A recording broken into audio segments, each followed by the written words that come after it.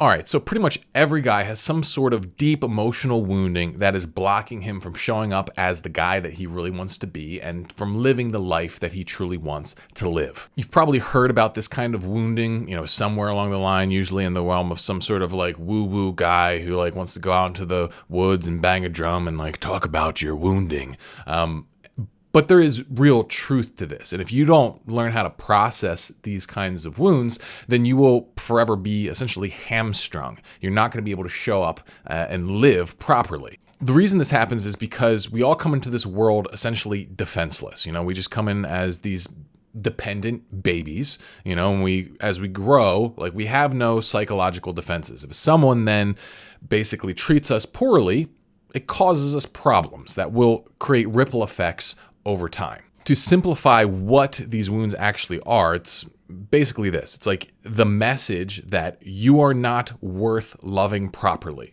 That message, you're not worth loving properly, basically we internalize that. And the way that we internalize that is someone treats us poorly. That's pretty much it. Someone treats you bad, you think, oh shit, maybe I'm not worth treating well. And then you internalize that. Okay. And what I mean by internalize that is that becomes a functioning part of your brain, part of your psyche, and then you act it out, meaning you treat yourself like you are not worth loving, which means basically you treat yourself like you are not worth sacrificing for. So what that means is that you do not sacrifice for your own benefit. You do the things which sabotage your results. So instead of making the sacrifices necessary to give you that awesome career, great health and fitness and beautiful loving relationships, instead you do things which don't give you that. You don't make those sacrifices. Why don't you make those sacrifices? Because somewhere in there, you got this idea that you're not worth it. You're not connected to your own sense of worth in a powerful enough way to actually follow through and do those things. And that is the wound. The wound is you are disconnected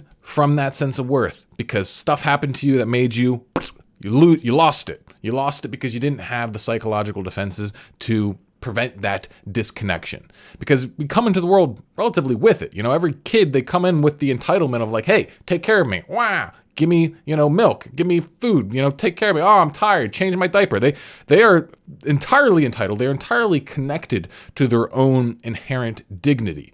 But then we lose it, right? We all of a sudden we're these adults who are behaving in ridiculous ways. We're sabotaging ourselves in the most absurd fashion. It's because of this wounding. Now, one of the things that drives me the most nuts, particularly because a lot of guys, when they come to me like for one-on-one coaching, like the guys who are willing to spend that money at this point in my career, like, for what I charge for one-on-one coaching, it's because they've gone through so much therapy. They've been in there for decades and they've just been staring at their wounds and rehashing their wounds and going through every little trauma and micro trauma that they could have accumulated in their life. Now, I'm not fully against therapy. I think that depending on the severity of your wounds, especially if there's some kind of abuse or something like that, or just, very traumatic stuff, you probably do need to do therapy. You probably do need to literally go and talk through what happened to you, because that's an important process and you can kind of rewrite that experience and,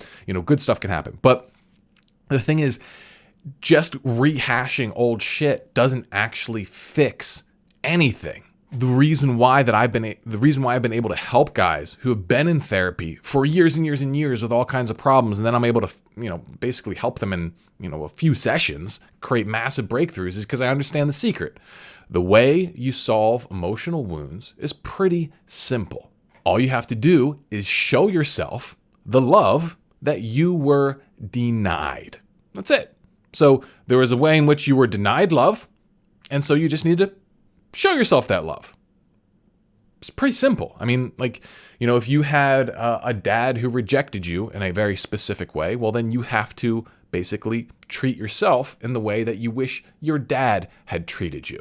So for example, maybe your dad, he rejected you every single time you got bad grades. He would just storm off. He wouldn't talk to you for days, okay? What he's communicating to you there is like, hey, your worth is dependent upon your performance, okay? And that probably followed you throughout life. Either you just decided to stop trying and you just became kind of like a rebellious delinquent, or you became someone who was obsessed with trying to perform well so that you could be good enough, right?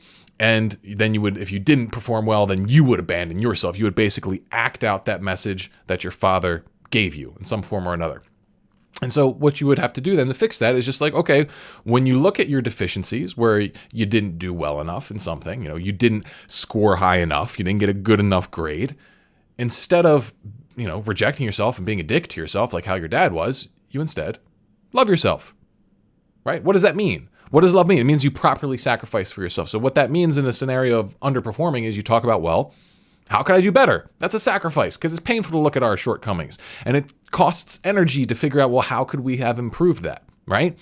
But it comes with this underlying assumption that you're worth the effort. You have to honor that sense that even if you screwed something up, you're still worth loving, okay? That doesn't, your status in any single metric doesn't affect your fundamental worth as a man.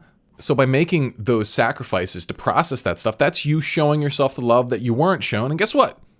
That's going to start healing it. And it's not going to be necessarily comfortable because in order for it to be a sacrifice, in order for it to be love, it's going to have to be painful, right?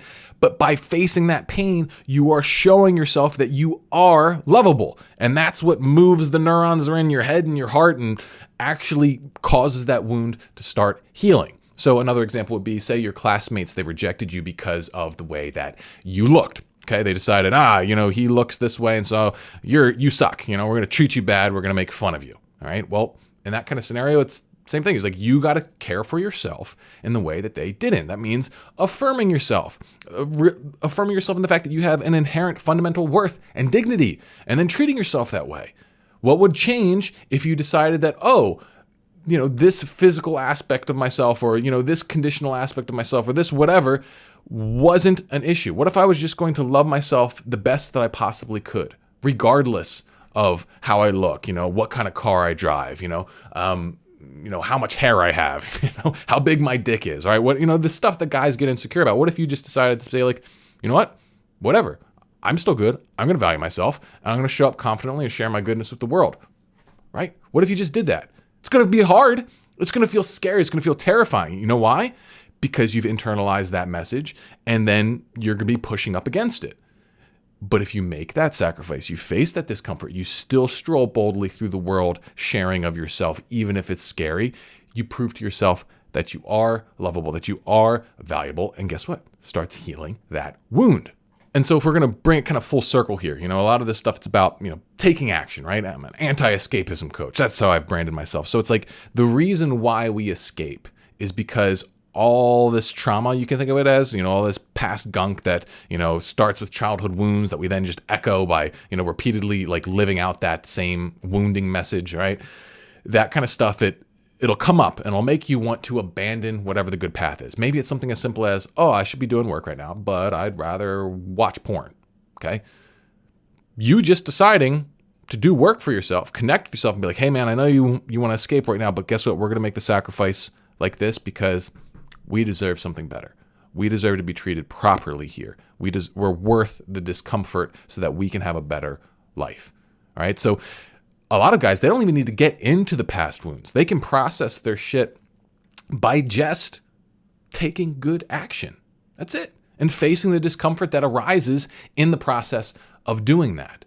And so if you're wondering how can you start all of this, well, I don't think there's anything better that you could do than by checking out my Reforged Man program and quitting porn. Because I think porn is probably one of the worst things that is in the average guy's life. It's holding him back more than anything else. And so by quitting that's a massive gift to himself. That's a massive display of self-care. Problem is, quitting porn is rather tricky. It's rather uncomfortable. It's very challenging. Most guys cannot do it. And so that's why I created the Reforged Man course, which will take you through multiple layers of your psyche, give you a very robust toolbox and community to help you make that transformation. And so the Reforged Man course is only available through the Self Mastery Club. And so you can find out more about the Self Mastery Club by clicking in the link. So please check that out. Hopefully you found this useful. Ooh yeah. See y'all on the next one.